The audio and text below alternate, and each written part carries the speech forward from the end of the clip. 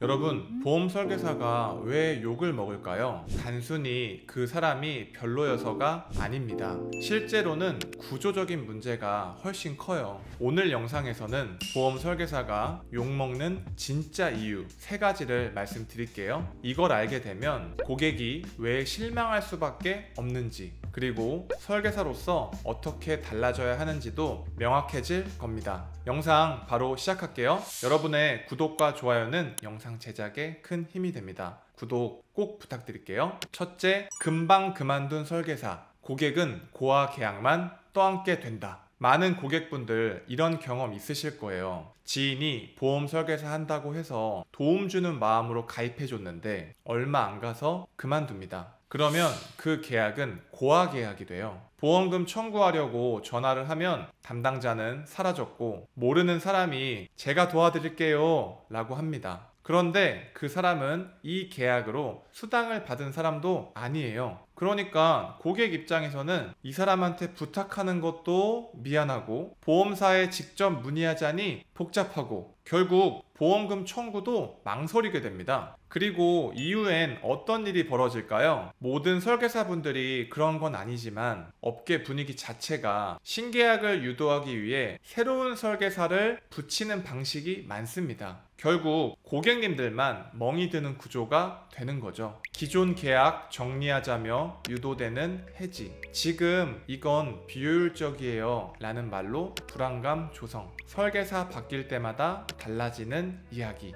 결국 고객 입장에선 이렇게 됩니다. 믿고 가입해줬는데 설계사는 그만뒀지, 낯선 사람이 또 가입하라고 하지, 막상 청구하려고 해도 수당받은 사람도 아니고 괜히 눈치 보여서 연락도 못하겠고, 이게 진짜 총체적 난국입니다. 제가 14년간 이 업계를 지켜본 결과 보험 설계사가 욕먹는 가장 큰 이유 중 1순위는 빨리 그만두는 것 때문이에요. 설명이 부족해서가 아니라 사람이 없어서 발생하는 불신이 가장 큽니다. 둘째, 설계사는 고객이 아닌 자신의 수당을 위해 보험을 팔게 된다. 보험은 고객을 위한 상품입니다. 고객의 상황에 맞춰 필요한 담보를 설계하는 게 설계사의 역할이죠. 그런데 현실에선 초반 실적 압박 때문에 고객보다 나 중심의 판매가 이루어지는 경우가 많습니다. 수당이 높은 상품을 우선시하다 보면 고객에게 불리한 구조로 가입하게 되고 중요한 담보가 당연히 빠지고 보장 분석은 엉망일 수밖에 없습니다. 그리고 고객은 몇 년 뒤 청구하다가 알게 되죠. 이게 왜 이렇게 가입했지? 왜 중요한 게 빠져있지? 여기서 중요한 건 이게 단순히 수당 욕심 때문만이 아닙니다. 상품을 깊이 이해하지 못한 채 판매하니까 정말 중요한 담보들이 누락되는 거예요. 예를 들어 일상생활 배상 책임, 상해 후유장애, 수술비,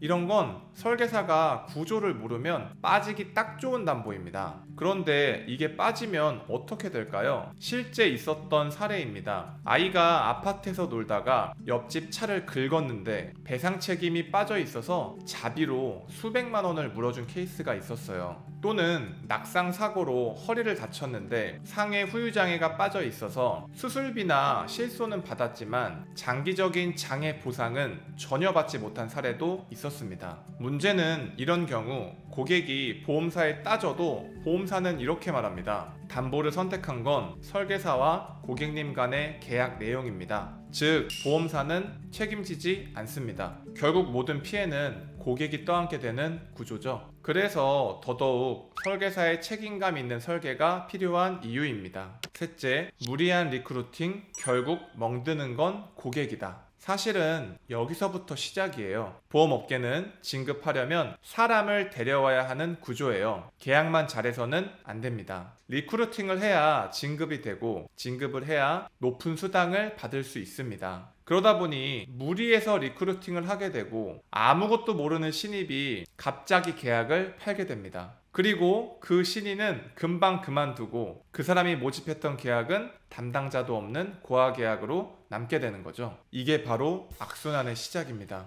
그리고 이 구조는 결국 지식보다 인원수가 평가 기준이 되는 문화를 만들어냅니다. 정작 중요한 보장 분석 능력, 상담 경험, 클레임 대응력, 이런 건 뒷전이 되고 몇 명 증원했냐 가 실적처럼 되어버리는 거예요. 제가 실제로 본 적도 있어요. 보장 분석도 제대로 하지 못하시는 분이 SNS에서 월 수입 얼마 팀장으로 리크루팅 강의를 하시더라고요. 보험은 아직도 낯설다는 분이 몇 달 사이에 팀장, 강사, 성공 사례로 포장돼 있는 겁니다. 이런 구조 안에서는 진짜 실력 있는 설계사분들이 오히려 조용히 일하다가 평가받지 못하고 결국 업계를 떠나기도 합니다. 그래서 말씀드립니다. 보험 설계사가 욕을 먹는 건 개인의 문제도 있겠지만 구조적인 문제가 훨씬 큽니다. 하지만 이 구조를 정확히 이해하고 고객 중심으로 바꾸겠다는 철학만 있다면 누구나 신뢰받는 설계사가 될 수 있어요. 상품보다는 철학, 수당보다는 신뢰, 실적보다는 유지. 이 세 가지만 지킨다면 욕먹을 이유가 없습니다. 오히려 고객이 먼저 소개를 해주겠죠.